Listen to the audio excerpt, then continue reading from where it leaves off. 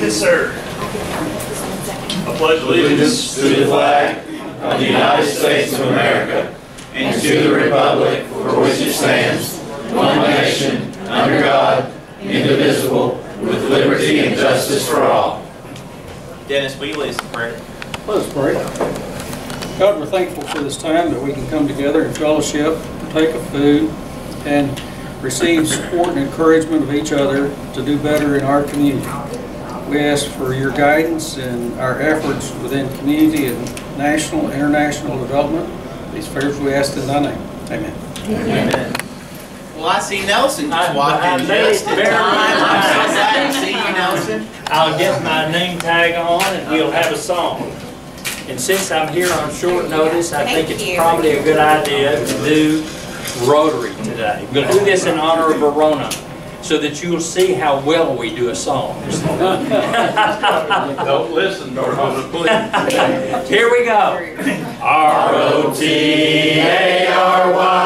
that spells Rotary. R-O-T-A-R-Y is known on land and sea. From north to south, from east to west, he profits most who serves the best. R-O-T-A-R-Y, that spells Rotary. Good job. All right, good. Well, Deanna Green was supposed to be our door greeter today. She sent me an email and said she couldn't be here, but she's celebrating her birthday this week. So if you see Deanna, make sure you tell her happy birthday. And I think Max McElmurray, who's not here, and Audrey Poole also have wedding anniversaries this week. So happy anniversary to them if you see them. Don't have any club anniversaries if anybody wants to admit to one. I don't see any. Remember, a week from this Wednesday is our next night at Help and Hope. We will have keys to Help and Hope then, so 5:30 a week from this upcoming Wednesday. October 4th will be our next service night at Batesville Help and Hope. October 24th will be our World Polio Day event. That's a Tuesday. We're going to do the event from 6 to 8 p.m. at White River Medical Center. We certainly appreciate them allowing us to have this wonderful event there. So look forward to that. We have a speaker. We're partnering with Quad Cities Rotary Club, so that's also a great thing. Please plan to attend. And then Saturday, October 28th, is Prescription Drug Take-Back Day. So that's the official day, and we're going to have the sheriff come speak to us the following Monday. Sergeant at Arms report.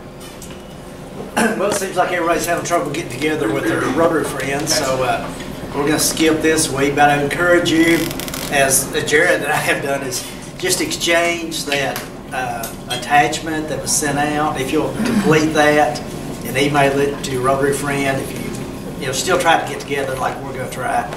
But I know it's a lot of things going on, but we'll, unless somebody wants to do any football bragging. Nah, we'll pass. I don't know that we've sent that out in a while, so maybe we'll look at sending that out again. The information sheet on suggestions on what you should exchange with your Rotary friend forever. We haven't sent that out recently, have we? Or did we, Amanda? It was with the... it's been probably a month ago. I'll resend it. I'll resend it in Friday's copy of the email that I sent. I probably just didn't read it, so that's my fault. I have a trivia question. If we stop vaccinating people today worldwide, within 10 years, how many cases of polio will there be annually worldwide? What's the statistic? 1 million? No, it's not that high. No. Any other guesses? A little bit higher than that. 200,000 is the answer. If we stop vaccinating worldwide today, there'll be 200,000 cases of polio annually within 10 years. Amanda, Secretary's report. We have a couple of guests today. We have Joseph with us from the Batesville Guard. Thank you for coming. And I see a couple of high school students. If y'all don't mind to stand up and tell us a little bit about yourselves. Hi, I'm Lily Dodd. I'm a senior at Batesville High School Student Council. Hi, I'm Jake Van TC, sophomore Student Council as well. Great, thank you for coming. I have Alicia Faust back with me again, Office Manager for Community Insurance Professionals, and she has applied today for membership. So as soon as I get board approval on that, we'll announce that to the membership. So we'll see that coming soon. Dwight, anything from Treasury? know, if you haven't paid your invoice, please pay it because you're going to be getting another one very soon. The next order is here. All right, Deanna's out, like I said, but please remember the Help and Hope Service Day. And please remember to invite people to Rotary. It's good to have somebody else proposing for membership. Phil, I think you're our door greeter next week, so we look forward to you doing that. If you don't know what that is, I think you've seen some people do it. And then next week, Bill Walmsley will be speaking at the club. So if there aren't any other announcements, I'll let you go ahead, Deanna. I was just going to remind everyone about the 5K for the Sherwood Rotary Club this Saturday morning. It's not too late to show up if you want to go and do that. They also have a 1K walk a little bit after the 5K starts. This is one of their biggest fundraisers, so I'm going to be there if anybody wants to show up. I'll meet you. I'm going to go on down Route 4 because it's early. I have to leave here at 5 to get there in time, so I'm going to go on down Route 4. You want to wake up at 4 a.m. to go to the Sherwood Rotary Club's 5K? I chickened out and said no. I think Run I'll just on spend the down, night. right? You can join Donna. That's their big fundraiser. Also, I didn't say anything, but remember we have the district golf tournament too. I think we still have 4 slots. Yeah, Okay, for you to go. So. If anybody wants to sign up, just let me know and I'll make sure and get you registered. It's on October the 16th. It's October the 16th. At the Country Club of Arkansas in Maumelle. Right. And you'll get to meet lots of other Rotarians. It's not a scramble with the people you bring. You'll be on your own. They'll pair you with other people. Any other announcements? If not, I'll let Wayne come up and introduce our speaker. Although we all probably know who our speaker is, I think. I think I'm going to do that from here. Okay. I don't think you have a problem here. I have the honor of introducing Dr. Verona Brown, family medicine. Dr. Brown is a family physician that with WRMC Primary Care Clinic in Batesville. Dr. Brown joined White River staff in 1985. He was about 12. It's really strange how they do that. She earned her degree in medicine from the University of Arkansas, Medical Sciences in Little Rock, and completed her family medicine registry, UAMS. Northeast St. Bernard's Medical Center in Jonesboro. She's been certified by the American Board of Family Practice. Whenever we do this, and I'm just saying, Phil and I decided, okay, you do this one, you do this one. Well, he gave me this one, and had I known he was giving me this, I probably wouldn't have done it, being a father and a grandfather, okay? On June 14, 2013, Taylor McKean Shelton, son of Wes and Emily Shelton, and grandson of Gary and Verona Bebow, and Bill and Becky Shelton, died with no reason or warning. The Taylor McKean Foundation was established in loving memory of Taylor. The foundation raises awareness of sudden, unexplained death in children, or SIDS as we know it. Okay? SIDS raises research, money for research, supports family affected by the loss of a child, and supports children's initiatives. Locally, the foundations provided initial gift for WRMC Safe Sleep programs. Dr. Brown is with us today to talk about the loss of Taylor and the initiative for the foundation. Please help me welcome Dr. Brown.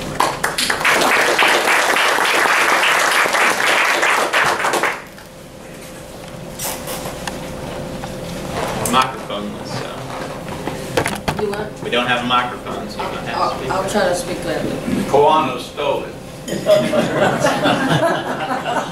I wasn't going to put numbers on these dates, and I can't believe he did that. That sort of fell all down. I was a little older than 12 when I finished med school, but anyway.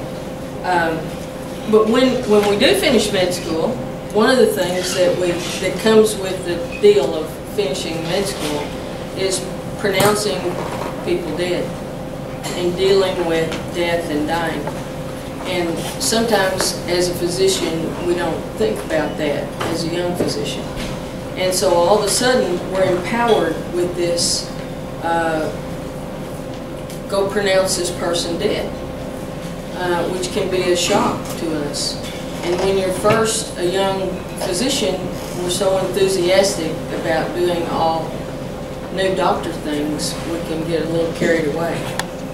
When I was a fourth-year med student, I was rotating with the group, and there, I don't know if y'all been in those situations, but there's sometimes 5 or 6 med students trailing around after the resident.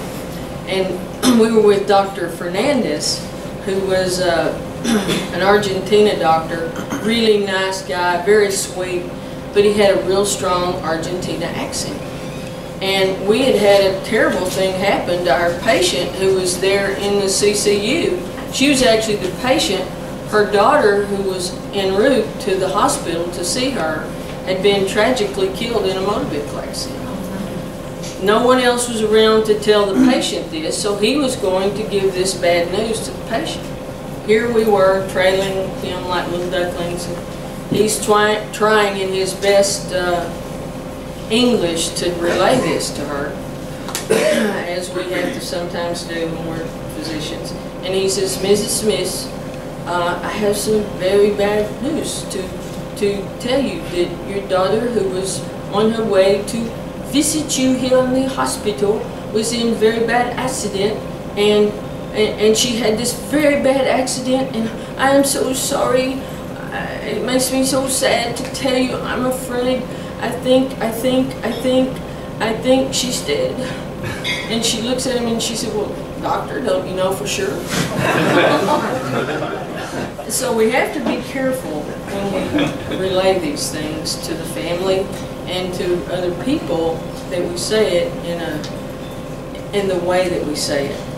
When I was a fourth-year med student, I worked at City of Memphis Hospital, which was then John Gaston Hospital. I don't know if any of you know anything about what John Gaston Hospital was like in Memphis at that time, way back in the 1980s. Thank you very much. But it was pretty much, it was also called the Pit. And this was in January, which was 1982, by the way. It was very unseasonably cold this January. We had several days that were below zero. Below zero, not 32, 0. So it was very cold for Memphis that time of year. And so one of the jobs for the resident was to go outside and pronounce people who were killed or found dead in Shelby County. And so also being an aggressive young fourth-year med student who's now given all these new duties, I was working, and it was night, midnight, 2 o'clock in the morning. But what would happen is the ambulance would pull up outside, and they would, this was back in the days where you didn't have a beeper and they paged you, and it was a doctor outside. That was the key for the physician to go outside and pronounce somebody dead in the ambulance. So 2 o'clock in the morning, it's below zero, very cold, dark, cold, not a lot going on that night. There was a doctor outside call, so the resident said, hey, kid, doctor, that was me. Go out and pronounce that patient. So here, I put my coat on because it's cold, and I went out there, and it was a little bit creepy because I'm out here by myself. Here's the ambulance backed up to the dock. I'm the only one out there. The ambulance crew had gone in to get coffee. So I'd never done this before. So went to the ambulance, and it's one of those, you know, big square things. So I undid the back of it. I took a big, huge step, climbed up in there. Here's this supine body over on the edge, and a big zip bag, big black zipped up bag. Now it's very cold. I unzipped this bag, and this guy goes, he wasn't dead yet.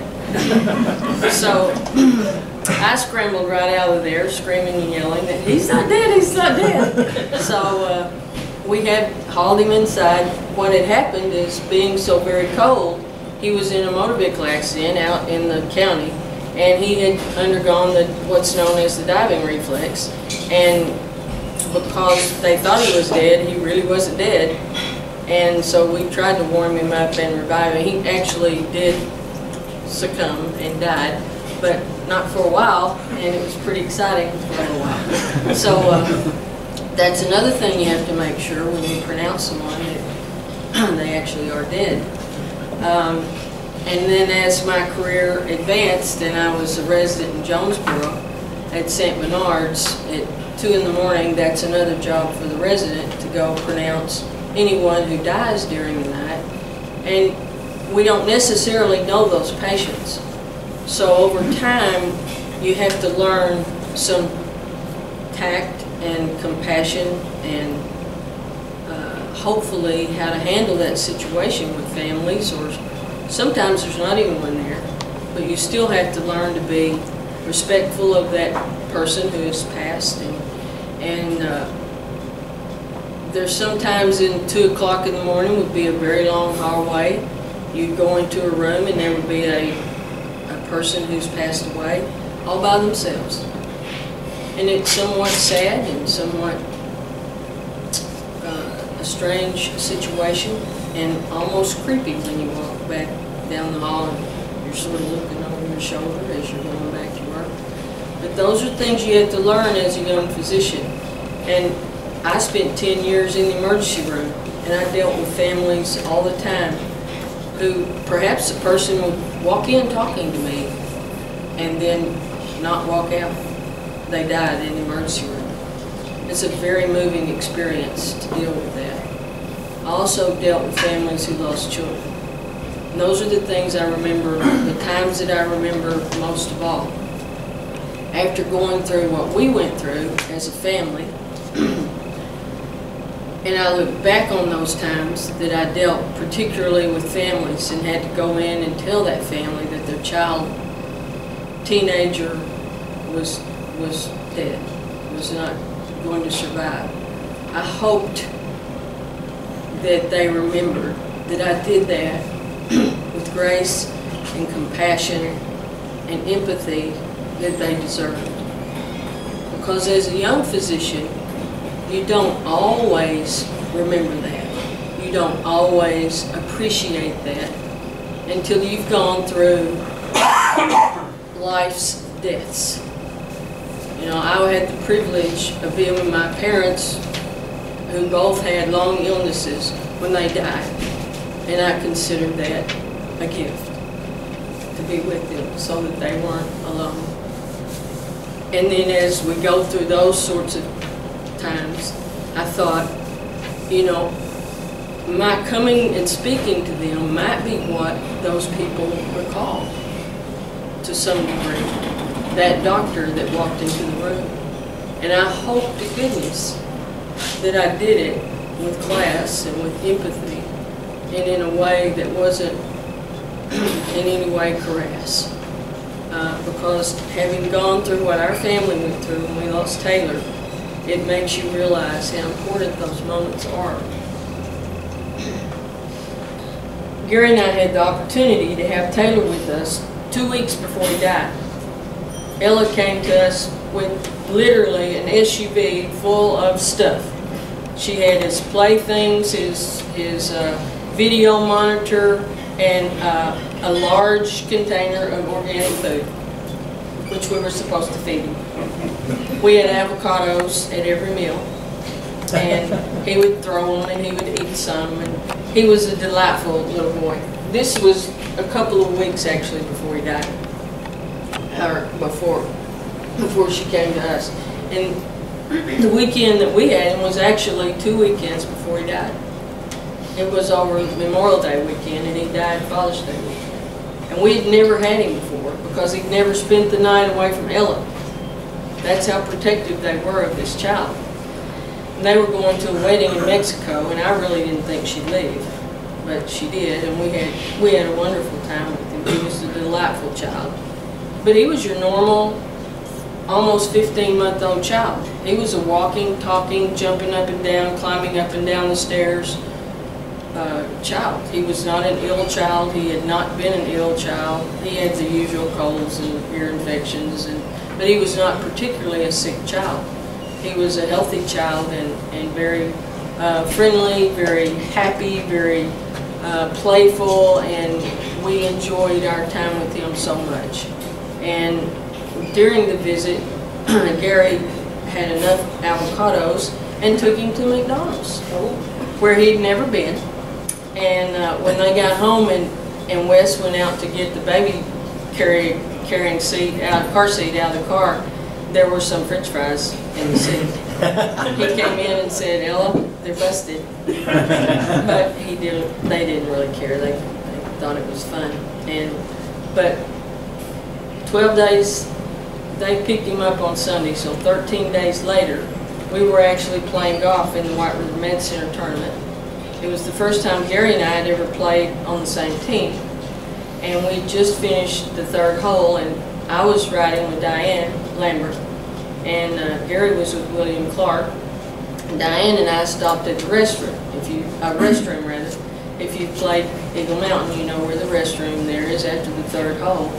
And the phone rang, and it was Wes on my cell phone, which was unusual. Because he normally wouldn't call me, and I knew Taylor had had a cold, which was not a big deal, and I didn't think much about it, except I'd gone into the restroom, so I called the number right back after I got back in the golf cart, and this was that call. This was that call that you don't want to receive. That call that changes your life forever, changes your family's life. That hysterical call where Ella's on the other end of the phone telling me that Taylor had died in his sleep, and could we just please, could I get her daddy, and could we get to Northwest Arkansas as soon as we could. So Diane immediately got on the phone and started trying to make arrangements for us to fly, along with the Sheltons, who live here also, of course, so that we didn't have to make that drive. And we were able to fly, and Mike Lowe, by the way, was our pilot, who has also gone through the loss of a child, and had comforting words for us during our journey to Fayetteville, or to Bentonville. When you go through this sort of shock, you just don't have any idea what to expect. The next week, I can only tell you, was horrific. And we had some people that were wonderful who came and helped with the kids. Their best friends, Jeannie McNeil Johansson, Leanne Cedar, John Meeks and Blake Eddies were kids that they were in college with and grew up with, who were fabulous. They took off the whole week basically and spent with our kids and helped us.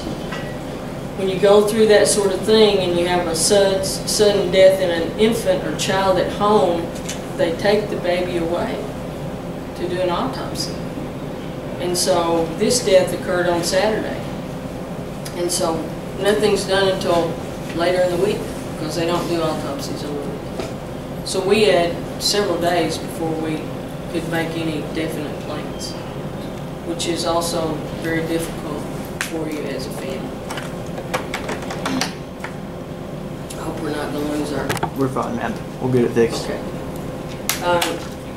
What Taylor had was sudden unexplained death in childhood, which by definition,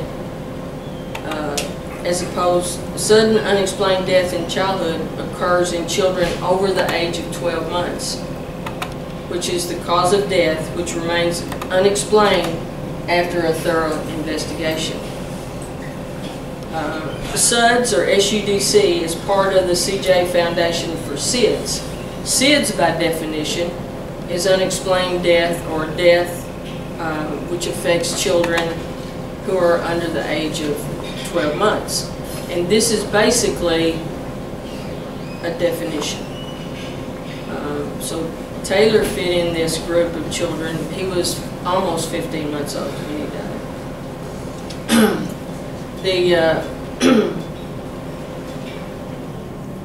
The SUDS, or SUDC, is more rare than SIDS, as it's just more rare as age goes up, and you'll see that as we talk a little bit more. It affects 1.3 children per 100,000 and results in about 300 to 400 deaths per year in the United States.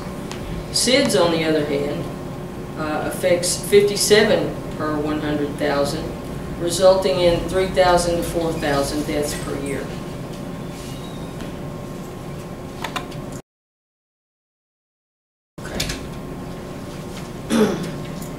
When we look at sleep-related deaths in Arkansas, the data from the CDC, or Center for Disease Control, sadly indicates that Arkansas ranks second in the nation behind only Mississippi in the number of sleep-related deaths, with our rate being 1.6 per 1,000 births a year.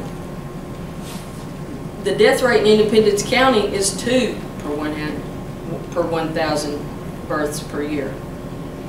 The national average during the same period of time is 0.8 per 1,000 per year.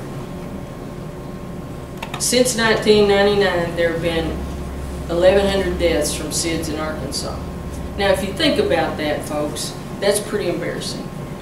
Here we are, the only number 1, number 2, number 3 things in the state that we are things that we shouldn't be. You know, teenage pregnancy, this sort of thing, smoking. I mean, this is deplorable. But this is also fixable. And we see that infant death rates are usually higher in rural communities and counties with lower household incomes and educational level. African American and American Indian families have 2 to 3 times higher risk of infant sleep deaths, but no household is exempt. The incidence of SIDS and SUDS is slightly higher in male infant children, we have seen. The highest incidence of SIDS is in the first 4 months of life. The highest incidence of SUDS is in the time frame of 12 to 24 months, so in the second year of life. SIDS is the leading cause of death in the first year of life. Now listen to that. SIDS is the leading cause of death, of all types of death, in the first year of life. More than burns, more than drowns, more than motor vehicle accidents. SUDS is the leading cause of death in the first 4 years of life, more than all those others. Now it's close with some of the other accidental deaths, but it's the leading cause of death. That's hard for me to believe, but that's what the numbers show. Here's something that's very important. Safe sleep habits could save. Let's go to the next slide. Safe sleeping habits can save half these children in Arkansas who died just by correcting what we know that can change things. Public health initiatives to educate and empower caregivers and parents to create a safe sleep environment for their babies, we know this, cuts the incidence of SIDS by 50%. Because this has happened in all the other states that we've looked at that have started safe sleep initiatives and have successfully initiated them during this time frame, the 1990s and the 2000s. And they've seen that rate drop from what it was, about 1.8, now, or 1.6, now down to 1.8. Arkansas's still up there at the old rate. And that's fixable if we do the right things. Safe sleep habits. The main 2 things. The baby should be on their back. The baby should sleep on their back. You know, this is contrary to what we thought. I put my kids on their stomach. We all probably did. But that is contrary to what we thought is best. They noticed this first in England about 30 years ago, 20, 30 years ago, that they were putting children on their sleep. The first studies were done in England, and they noticed they had a dramatic drop in SIDS when they were putting children on their back. And so they started the initiative in the United States. The other big difference, the other big thing, and I think this is the thing that we really don't do in Arkansas, the child should sleep alone. So many times, in fact, in SIDS, they're even calling it now that they're calling it suffocation or strangulation when the baby is in the bed with someone else. that's a subdivision of SIDS, because these babies are being suffocated when they're in the bed with two big heavy people, and they get their face up against someone who's heavy, and there's something there that child is not able to turn their face away. They need to be in their own crib. They need a firm mattress with a snug fitting sheet. The room should be at a fairly comfortable, cool temperature, not warm, not hot, rather. It should be cool. It should be comfortable with not a bunch of heavy covers. There should be no loose-fitting clothing, bedding, toys, anything that can obstruct the child's face. The bumper pads, those are out now. No bumper pads for the child to get their face against. Research indicates also, our next slide please, that breastfeeding also probably reduces the risk of SIDS. Parents should not smoke around the child or in the home. All recommended immunizations are encouraged. I don't want to get into the immunization debate, but by the American Academy of Pediatrics, immunizations are encouraged. Out of the loss of our son and grandson, Taylor, the Taylor McKean Shelton Foundation was created. One of the things that happens when you lose a grandson, you've lost your precious grandson, and you can't fix it for your child either. It's a very, very traumatic experience, because you can't make the pain better for your Ella or for your Wes. And they suffer through this time, as you do, and you're also suffering for them, because you can't make their pain go away. And Taylor was their only child at that time, and it was a very difficult year for them to get out of bed and take a shower and to go further every day to take a step. And out of their pain, they developed the Taylor McKean Shelton Foundation, which gave them some purpose and gave them what made them give Taylor's life purpose to go forward. And it has. It has so much. They donated to this program, which includes each baby at White River Med Center gets a Halo sleep sack, which gives them an opportunity to sleep in a little outfit that makes the room temperature comfortable for them. These are some of the sleep sacks that also have a little swaddle around them. The one they actually get from White River is like this one over here, and it has a little symbol, Taylor McKean Shelton symbol on it. They also provide a pack-and-play portable crib provided to any family that does not have a safe bed for their baby, an approved crib, which is also important. They donated the money to start this program, and then I think the foundation also has continued this with the Lifelines program. So it's a terrific program that we're doing at White River Med Center, and White River Med Center has been given an award that's a gold, let's see, what's the name of the award? We've gotten the Gold Safe Sleep Champion certificate, and I think we're one of only 2 in the state that have done this. But if we could get other hospitals in other places in Arkansas to do this, we could make this number of Arkansas, where we're 1.6, better. And I think that what we're doing at White River Medical Center can certainly make Independence County's 2.0 horrific number lots better. And we can reduce the number of children that are dying from SIDS. I do think that what's happening is, once you get down to that number, that magic number of 0.8 or so, there's something else going on. You know, there are a number of things that might be going on that there's lots of research being done to help us determine what's going on that's killing these children. And we don't know the answers to that. And that may be the children that are in the age group of SUDS. If it's the hypotheses are that there's a hippocampus abnormality in the brain, or that there's a febrile seizure tendency in these children that hasn't been identified. Of course, arrhythmias is also always a consideration, but there are some possible other genetic links that haven't been associated yet. But that's what's going on with the SUDS Foundation.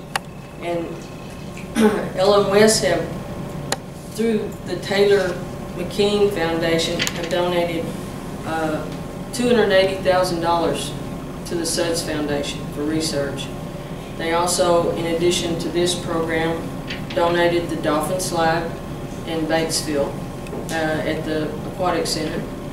They donated $25,000 to the Ronald McDonald House and Mercy Hospital. They have a room there for families to stay that are in the hospital there. And they donated $100,000 to the New Arkansas Children's Hospital in Northwest Arkansas. So the monies that they generate here in Batesville through our golf tournament that they have here, they try to give back to our community. So that's what they've done through the foundation. And so those are the things that we've tried to do. We have this is a cute video of a family who's, you gotta go to YouTube. Oh, I'm sorry. I thought it popped. It's on my screen, but... Yeah, let's try to go One to second. YouTube. This is really cute. There we go. It makes us happy. Whoops, sorry. He's technically... We have it here, it's just... Yeah. Okay, you ready?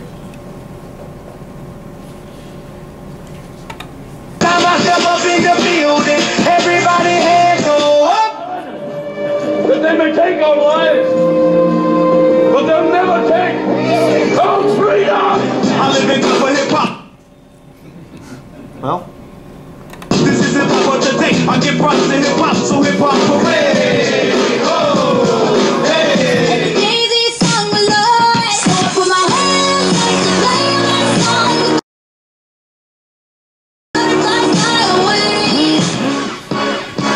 It's fun to stay at the party. All the single ladies, all the single ladies, all the single ladies. Now put your hands up. He knows what's coming. So he's in one of those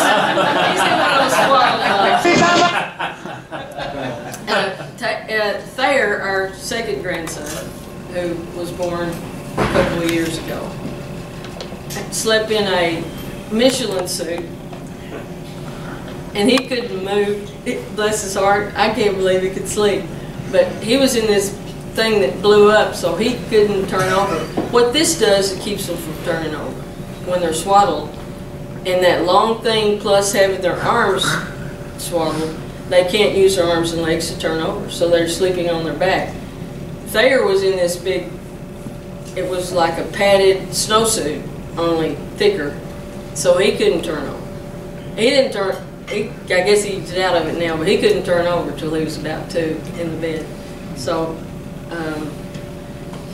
and he was heavily monitored, I can tell you, until he had 3 monitors to sleep, but if we could catch him. So, are there any questions? Yes? Do they, I noticed it said to sleep in the parents' room. Yes. Do they suggest that even with monitors, though?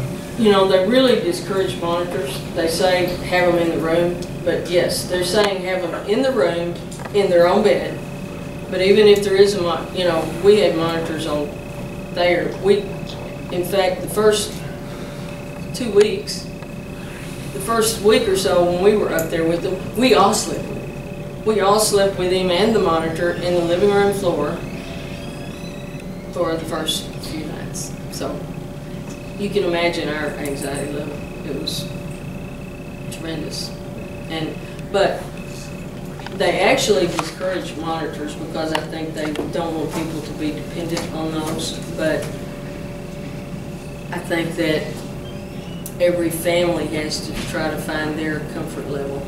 But the new recommendation is they stay in the room with the parents for the entire first year. It was 6 months. It was recently changed to a year.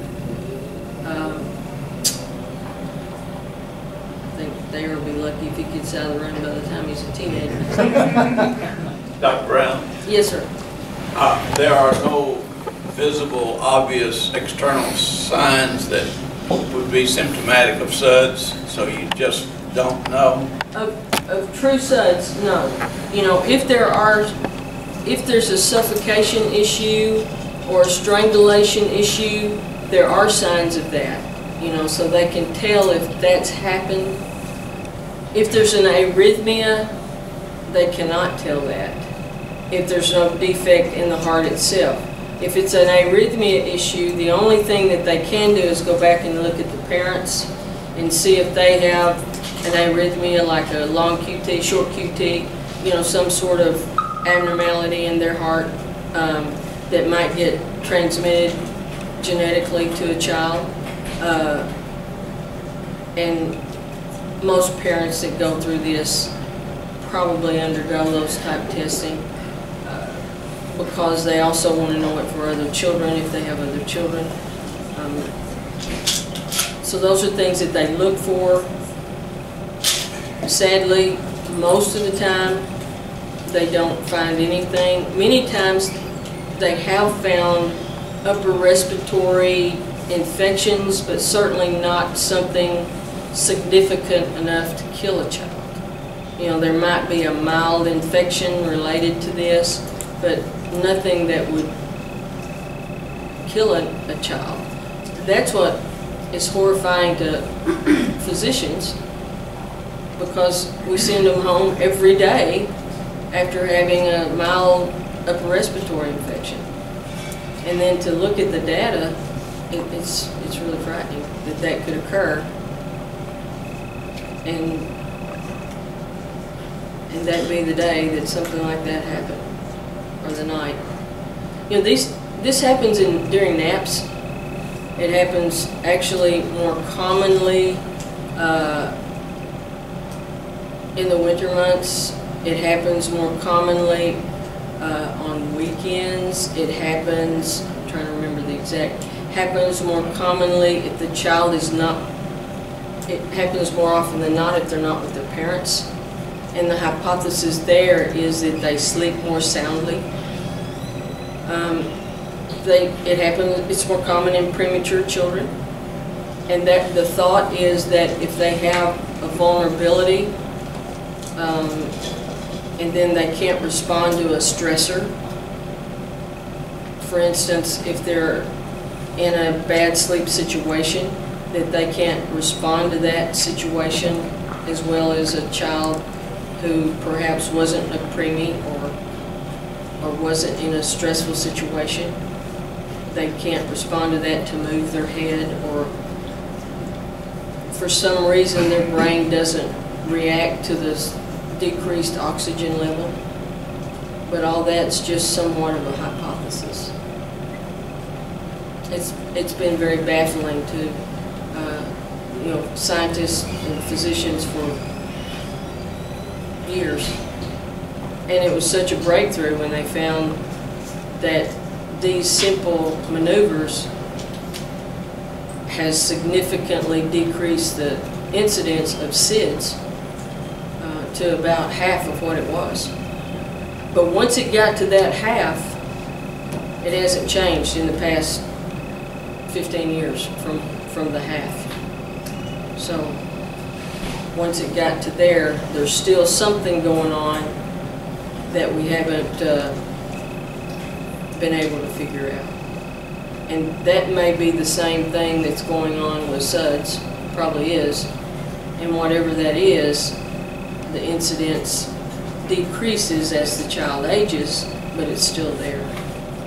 That risk is still there.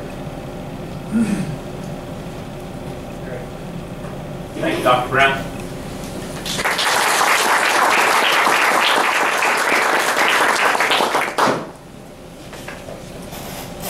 And we will donate a book to the local library in your honor for speaking to us today. And if you or somebody will pick the winning Joker draw ticket, that would be great.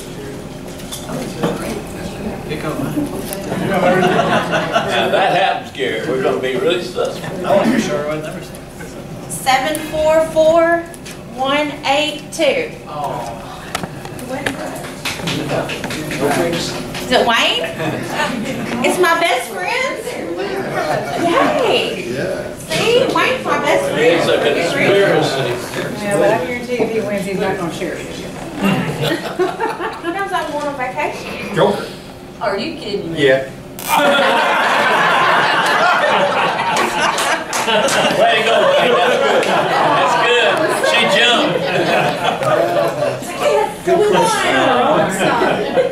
Next time, Wayne, next time. What's the pot up to, Amanda? 5. We're getting close to $600. We're almost $600. We're getting close. Good. Just shy of 600. So. There are no other announcements for the good of the club. We'll end as we always do with the 4-way test of things we think, say, or do. Number 1, Is it the truth? Number 2, Is it fair to all concerned? Number 3, Will it build goodwill and better friendships? and number 4. Will it be beneficial to all concerned? Have a good week.